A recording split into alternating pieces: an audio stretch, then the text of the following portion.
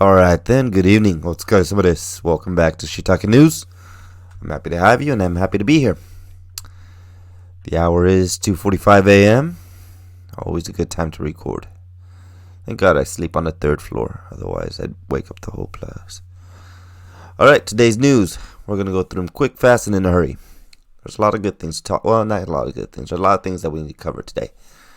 Some world news, some politics, but I actually rewatched the movie Sonic beforehand. I gotta clear this out. The movie is hilarious. I've watched it more than once now. The line that kills me the most is when Sonic starts driving for a bit, and he starts quoting he starts quoting Fast and Furious. He's like, I feel like Vin Diesel, and he starts quoting, "It's all about family, Tom," and he's just driving technically, and it's so funny. Because I never saw that coming, and it was just such a fun movie. But yeah, please go watch it if you haven't. I'm probably gonna go see it at the theaters. Maybe this weekend actually. Seems like a good time to go. But not the best time to be in the theaters, especially in Tokyo.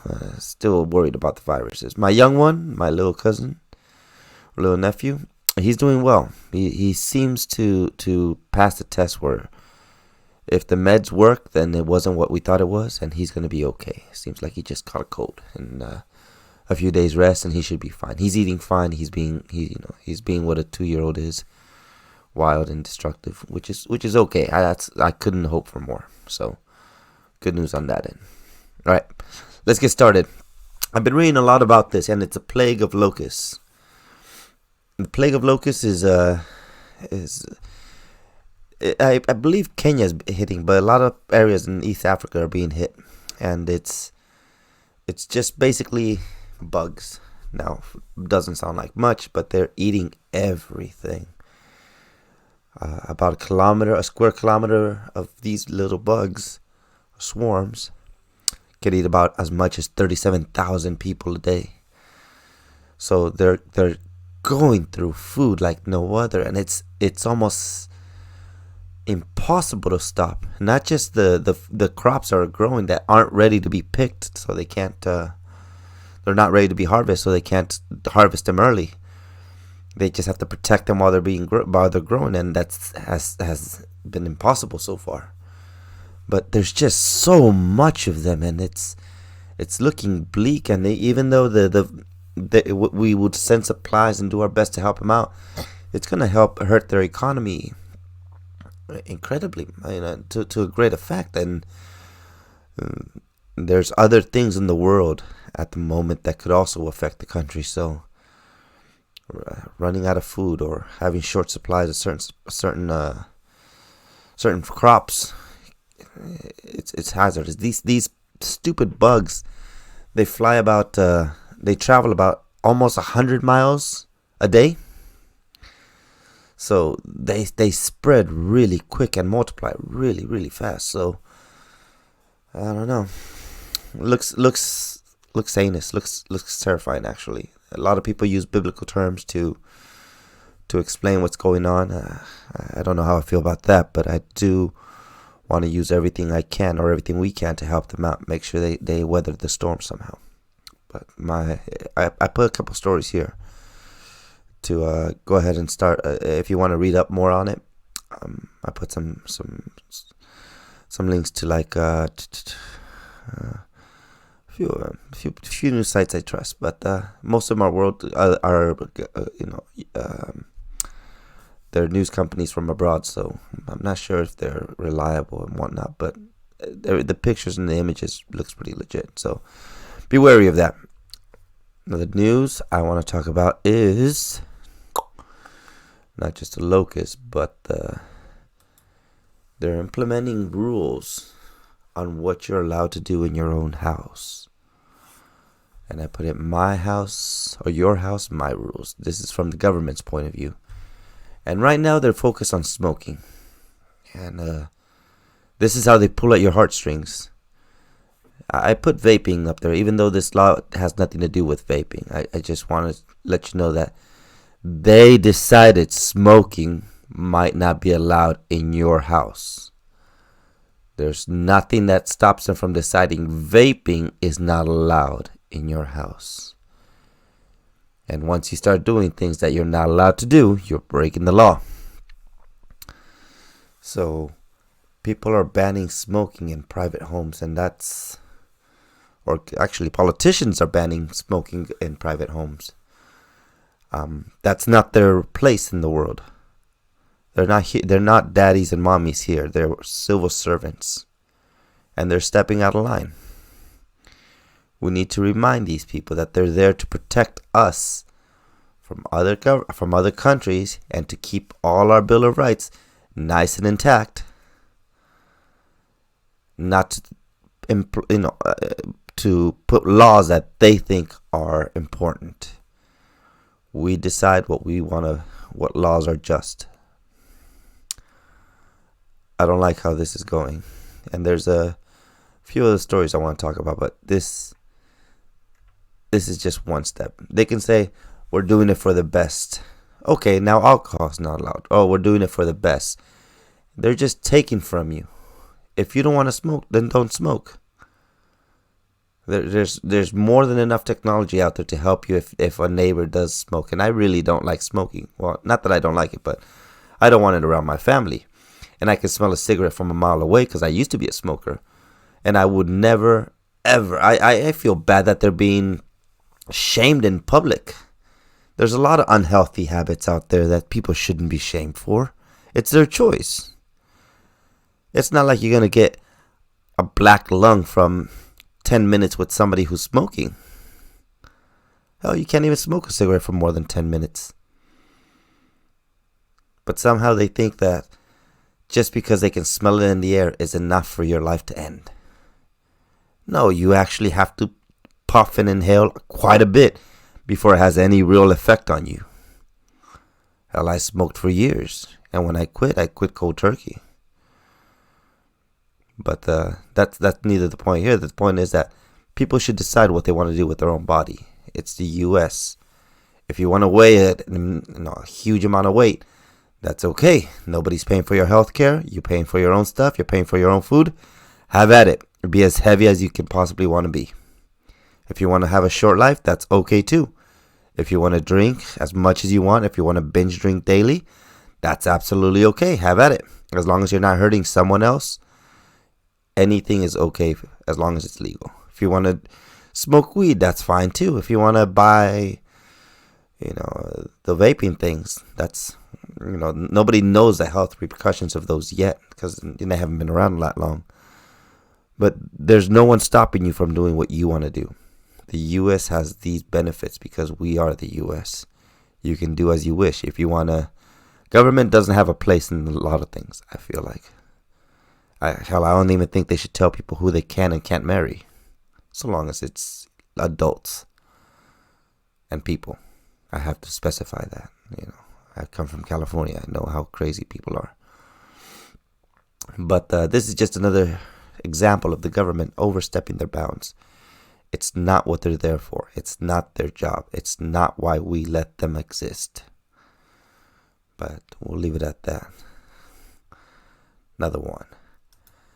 Government needs to be on the leash, always. This kind of ties in with the smoking. This is the elite force, or they're talking about sending elite ICE troops or ICE officers into the cities, into sanctuary cities. Now, the action itself, I feel, is just. They're enforcing laws that have been passed.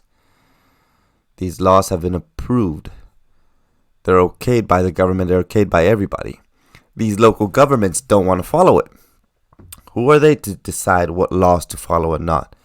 If they want to change something, they should change the law, not just anarchists or try to go against what the law is. So they allow for certain people they offer sanctuary. Now, I happen to be a first-generation Mexican, or half at least. A few years later, I probably would have been born in Mexico rather than the U.S. But the the law is being broken. If you don't like the law, feel free to change it. Now the government doesn't want to follow the law they have. And the federal government now has to step in. And they have to bring their best. Because they're not going to have assistance. They're not going to have support from the local government. Each state has their own rules. But the federal supersedes everyone. They have to follow what the federal law is. If they don't like it, they can change it. There are actually politicians who are paid to change these things if they feel are unjust. Just because there's a law doesn't mean the law is moral or just. But this one hasn't been touched.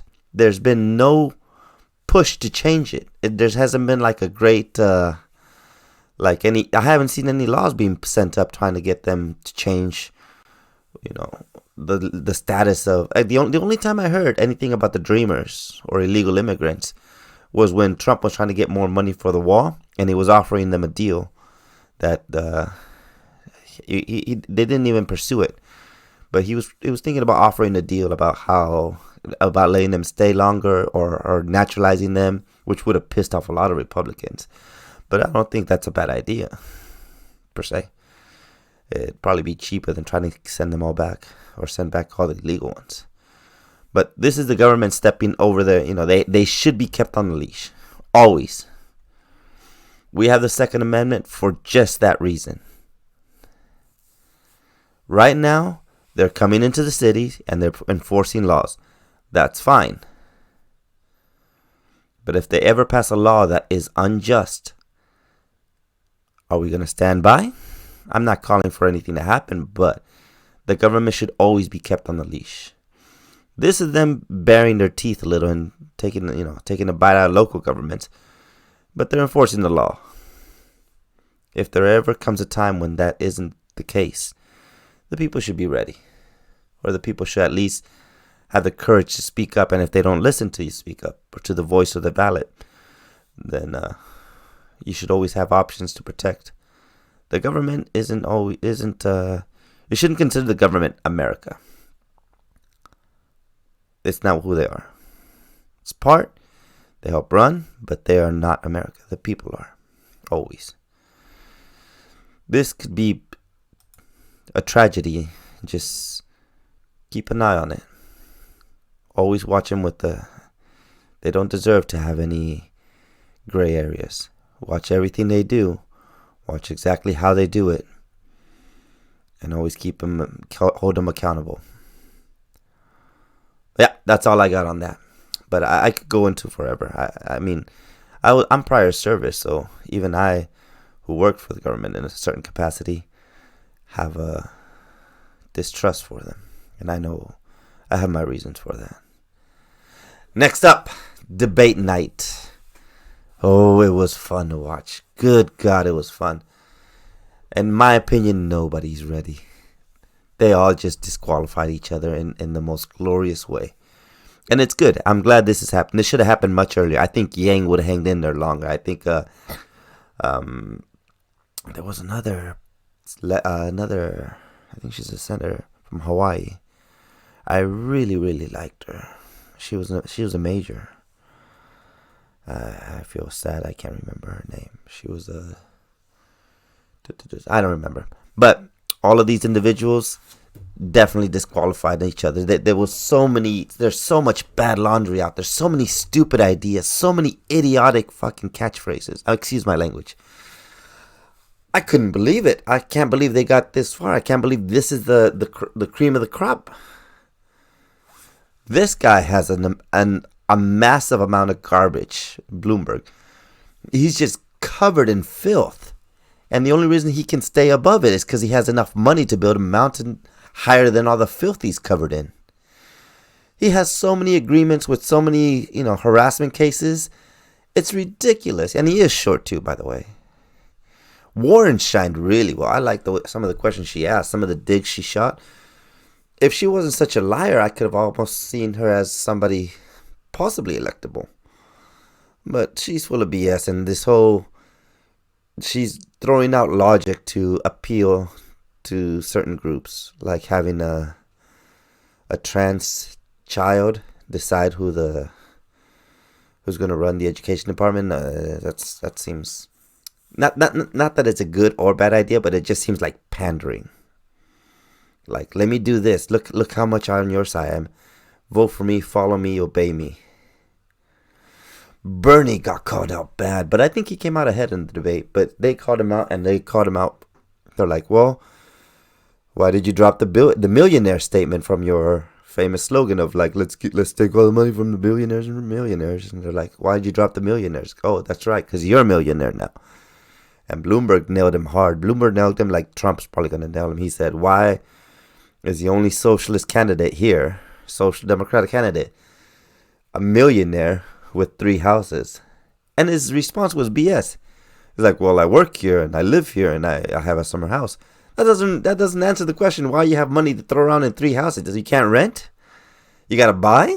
Jesus, man. I mean, he's been in politics for years and years and years and years, like several decades. But still, you just now joined the millionaire elite class, and now you're justified having all these things, and it's fair and it's okay. And he's talking about other people taking shares of companies, but you know, his book is all his. I mean, I congratulate him for his fortune. He didn't steal it from anyone like he keeps claiming other people do. He earned it. He wrote a book. People want to read it. People bought it. People gave him money for it. He did it a million times. He did well. So he should be more appreciative of the capitalist system we have. Biden, you're out the door. I don't think you're even trying anymore. But he did throw in some good jabs here and there. But you know, he was all smiles. He's a well-weathered politician. He knows how to pretend even when he's not happy or when he's not doing well. Pete got ganged up.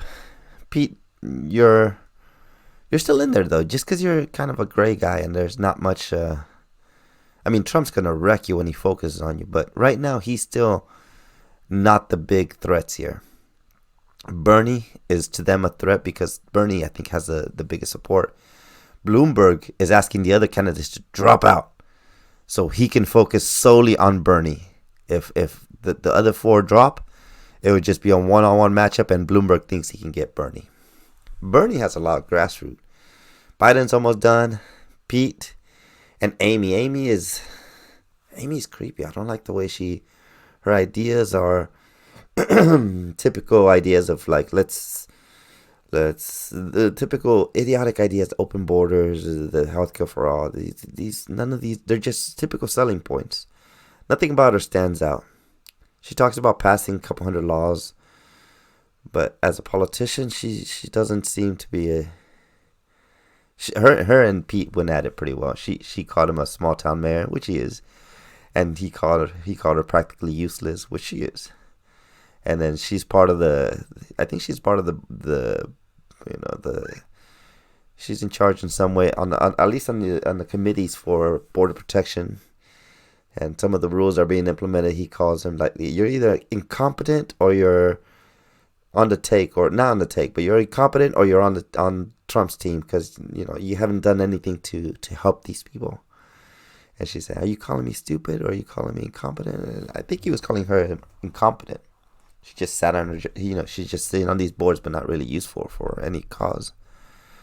And the laws she passed were, footnotes, nothing major, especially compared to what she's promising to do.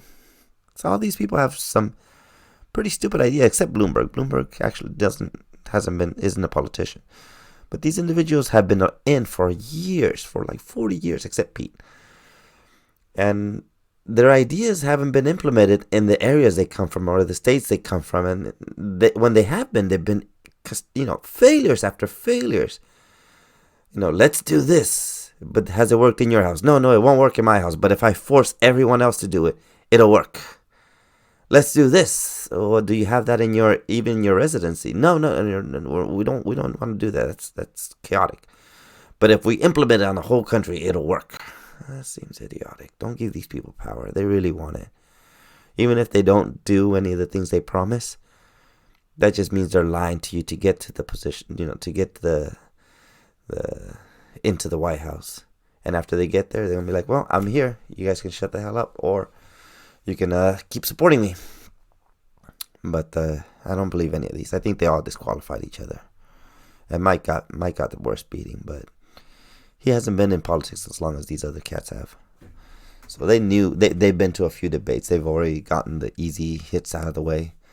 He did bring up some good questions. He has a sharp tongue and he's quick-witted, same like Trump is. He reminds me a lot of him. But this guy has a shady past. I don't know why they want a B version of Trump.